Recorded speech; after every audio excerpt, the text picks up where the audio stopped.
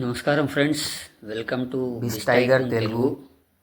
ఇవాళ మనము మంచి ఇంట్రెస్టింగ్ టాపిక్ ఒకటి చూద్దాం. అయితే ప్రపంచవ్యాప్తంగా ఉన్న కుబేరుల సంఖ్య, అదే మనం ఇంగ్లీష్లో బిలియనేర్ అంటాము, వారి సంఖ్య రికార్డ్ హైలో వచ్చింది. నెంబర్ ఆఫ్ పీపుల్ బిలియనర్స్ ఇంకా ఎక్కువ అయ్యారు. ప్రతి సంవత్సరం పెరుగుతూ ఉంటారు, ఇంకా పెరుగుతూనే ఉన్నారు. సో వీళ్ళ టోటల్ కంబైన్డ్ వెల్త్ ఎంత అయింది అంటే $16 ట్రిలియన్ వచ్చింది. దీంట్లో మెజారిటీ ఉన్నవాళ్ళు ఎవరు అంటే ఏఐ కంపెనీలు, ఏఐ ఉండి కంపెనీలో వాళ్ళు రన్ చేస్తున్న వాళ్ళు మెటా, ఒరాకిల్, ఎన్విడియా, వీళ్ళు టాప్లో ఉన్నారు. తర్వాత యుఎస్ఏలో ఉన్న బిలియనర్స్ నెంబర్ 1 అనమాట. యుఎస్ఏలో ఎంతమంది బిలియనర్స్ ఉన్నారో నెంబర్ 1 పొజిషన్లో ఉంది. అది 924 మంది యుఎస్ఏలో ఉన్నారు బిలియనర్స్. అలాగే దాని తర్వాత చైనాలో 470 మంది బిలియనర్స్ ఉన్నారు.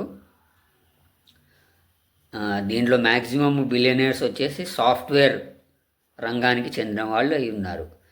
సో ఇప్పుడు వీళ్ళకి కూడా ఒక రకంగా చింత ఉందిట. వీళ్ళు నెక్స్ట్ జనరేషన్కి ఎలా పాస్ ఆన్ చేయాలి ఈ వెల్త్ని అనేది చింత ఉంది.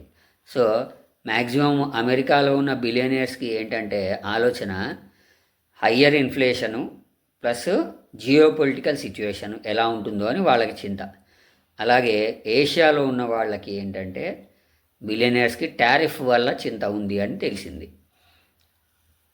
తర్వాత ఇది నెక్స్ట్ జనరేషన్కి ఎలాగ వెళ్తుంది, ఇన్హెరిటెన్స్ అంటాం దాన్ని, నెక్స్ట్ జనరేషన్కి ఎలా వెళ్తుంది అనేది కూడా ఒక సర్వే జరిగింది.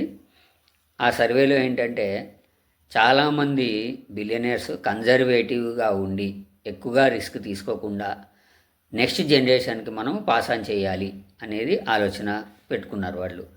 అయితే ఇప్పుడు ముఖ్యంగా మనం చెప్పుకోవాల్సింది ఏంటంటే యూఎస్లో ఉంది అంటే యూఎస్లో మీకు తెలుసు మ్యాక్సిమం కంపెనీలు ఏఐలో ఉన్న కంపెనీలు లైక్ మెటా, ఒరాకిల్, ఎన్విడియా, తర్వాత టెస్లా, ఇలా చాలా మైక్రోసాఫ్ట్, ఈ కంపెనీలు ఉన్నాయి. వీళ్ళందరూ కూడా టాప్ 10 పొజిషన్లో ఉన్నారు.